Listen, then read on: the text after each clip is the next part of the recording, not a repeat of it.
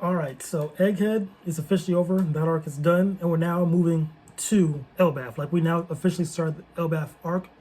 So now I'm thinking, let me just do kind of like a whole review thoughts on Egghead, and then transition to like this latest chapter of One Piece.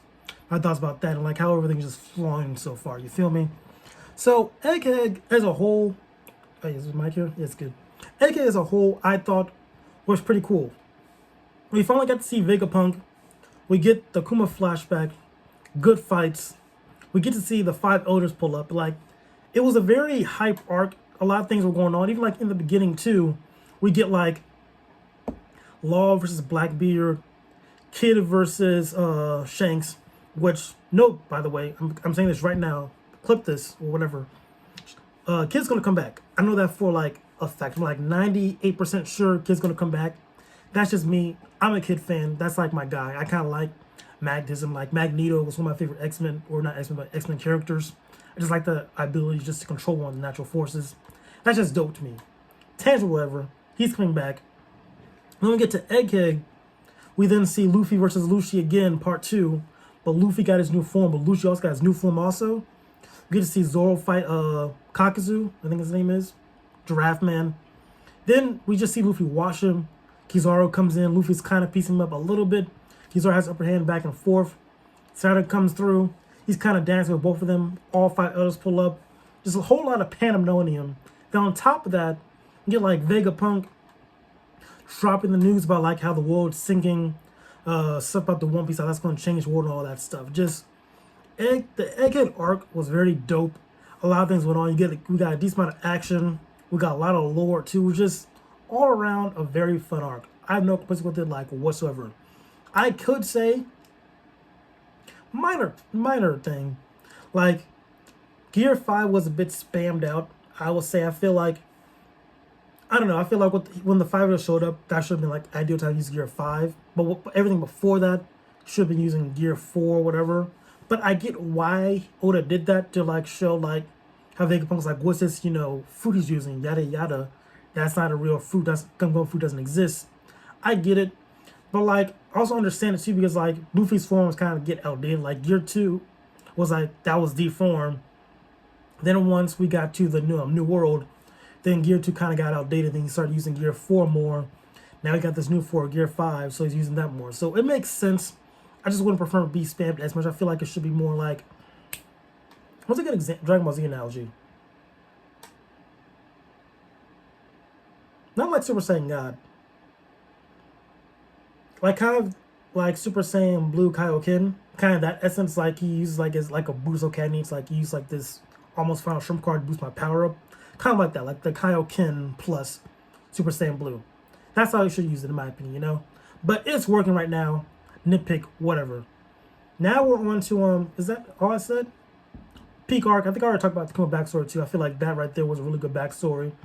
Got understand Kuma his story. Bonnie also. Oh, Bonnie and her powers too. I really like that. How she was like the second sun guy. She could like copy people or whatever, and the fruits to like get their future. I thought that was pretty cool. I think people kind of overhated it. It was like very divisive when she came out with being like another Nika. I didn't mind doing. I thought that was pretty dope. I like that a lot. Like her being like the daughter of a slave, then being able to become like the sun god too, who's like the embodiment of freedom. That's just right with me. That's cool. I have no complaints whatsoever about that. Now, moving to the next arc, which is Elbaf. It's pretty well. Like the next chapter following was kind of like Saint Saturn got fired. Actually, he just got killed, by the way. And now Shank's daddy is now the new I think it's war science god. So that's pretty cool. Now Shank's daddy's in the mix, like an official war god. So I don't know if he's gonna get like a power boost or just that strong, doesn't need a boost. But I don't know, man. I feel like the elders for sure sold last arc. Well, at least Saturn did. Like I understand them losing to Joy Boys hockey. That makes sense to me. But like Saint Saturn struggling against Luffy Gear 5. We're not struggling, I say like being even with them. I don't know, I feel like there should have been like a little bit of an edge. Like Luffy's still trying to learn his form. Like hockey still should be an important thing. And they did show like how Joy Boys hockey did defeat the elders. So Luffy's not there yet. But I still think like there should have been like a little bit more edge to the elders in that whole skirmish, Because really that carried the fight. The one person that did damage was the Iron Giant and you know, Joy Boy's Hockey. Luffy was doing okay, but still, like, I think the others should have did a little bit more damage to the Straw Hats in that skirmish. That's me. So, you know, starting getting KO'd, then being replaced by Shanks Pops makes sense to me. I want to see more of that. I want to see the elders have like focus up, or at least have like, you know, Shanks Pops. I think it's Figureland, Gatling, whatever. Let me cheat. I always do. Figureland.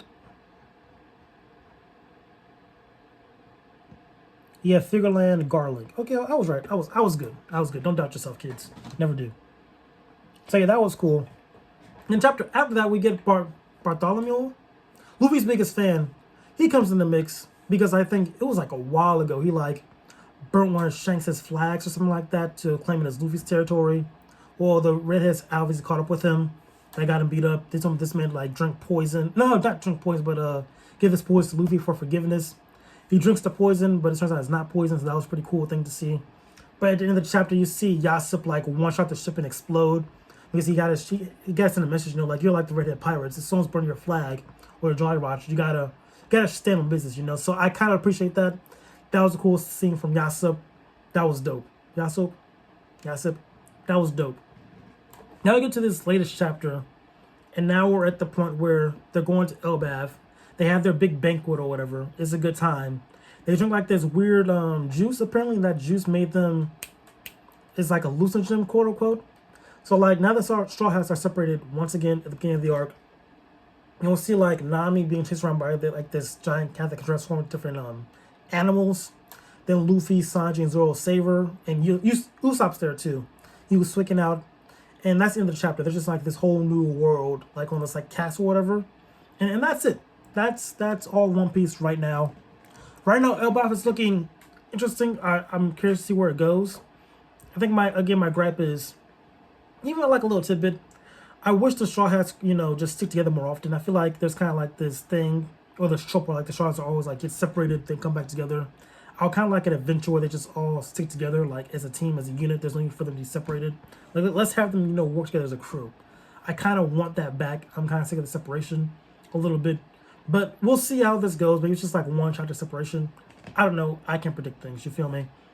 But yeah, that's it for all the lore of One Piece right now. Egghead, decent, really good arc. I think it was a solid follow-up for sure after Wano. Like, for real, because like Wano was dragging at times, but like at the end for sure picked up. Then you get like Egghead art, and it's like just back-to-back bangers. Then you get like more. Then you get like what is a full explanation of Gear 5 tune, like what it actually is. It was just, Egghead was a really good arc. I liked it a lot. Just all around a good time for sure. And then there was something else I want to talk about. It's almost, oh, Dragon. I will say like Dragon again, he's just kind of useless at the moment. Like I want to put stocks into Dragon. Like I want to see this man pop off, but this man has yet to pop off. Like the most he's doing right now is what? I think it's like having an embargo on the Celestial Dragons, like blocking off their food chain so that like they're starving right now. So he's doing something, but I want to see this man like in action. You know what I mean? Like this man's just been sitting here for like the past 1,000+ chapters, just, you know, staying around, being stoic, and having these one-liners. I'm a little bit over it. Like at least with Shanks, you get him being witty, fun, one cool fight disappears. I think it's time for Dragon to have like at least one cool exchange of skirmish. Let's see that happen.